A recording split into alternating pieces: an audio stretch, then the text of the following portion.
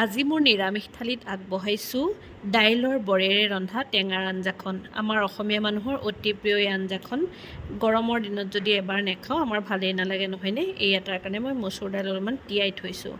প্ৰায় 1 ঘণ্টামান তিওৱাৰ পিছত দাইলখিনি মই মিক্সিত পিচি লৈছোঁ। একেবাৰে মিহি পেষ্ট নবনালেও হ'ব, অলপ দানা থাকিলেও একো নহয়।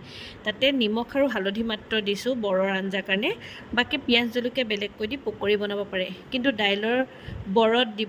দাইলত দিবৰ কাৰণে বৰখিনিত মানে তাত পিঁয়াজ জলকীয়া দিব নালাগে, অকল নিমখ হালধি দিলেই হ'ল।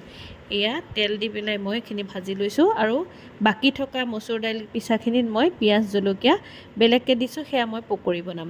এয়া মই দাইলত দিবৰ কাৰণে বৰাকেইটা ভাজি লৈছোঁ। এনেদৰে খাই চাবচোন, আপোনাৰ মাছৰ তৰকাৰীখনলৈ মনতেই নপৰে। আৰু দাইলত মই কচু আৰু ঔটেঙা সিজাই লৈছোঁ টেঙা তৰকাৰীখন বনাবৰ কাৰণে। আৰু টেঙা তৰকাৰী বুলি ক'লে আমিতো পাঁচফোৰণৰ বাদে অন্য ব্যৱহাৰ নকৰোঁ। মই অন্য মছলা ভাল নাপাওঁ, অকল পাঁচফোৰণেই ভাল পাওঁ। পাঁচফোৰণ আৰু হালধি দি তাতে কচু আৰু ঔটেঙা সিজাই লোৱাখিনি দি এয়া মই উতলিবলৈ দিছোঁ আৰু উতলি অহা তৰকাৰীত মই বৰকেইটা পেলাই দিছোঁ। এয়া চাওকচোন, ইমান সুন্দৰ হৈছে তৰকাৰীখন, সোৱাদো অনন্য। তাৰপিছত মই পকৰি, তিয়ঁহ, ভাত, টেঙাৰ তৰকাৰীখন, ৰঙালাও বাকলি ভাজি, তিয়ঁহৰ খাৰ, চাটনি আৰু ঢেকীয়া ভাজিৰে সজালোঁ। আশা কৰোঁ আপোনালোকে